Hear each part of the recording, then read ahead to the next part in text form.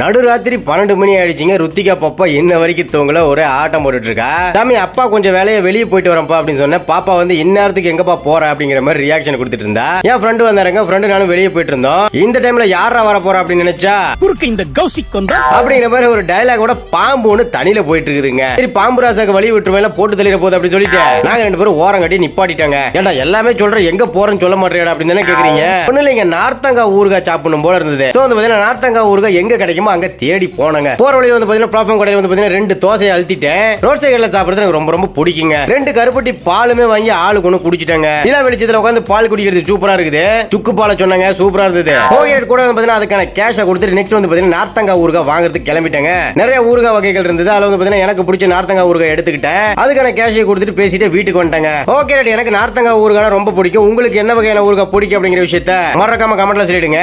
Okay guys, இந்த video like பண்ணி விட்டுருங்க. பை.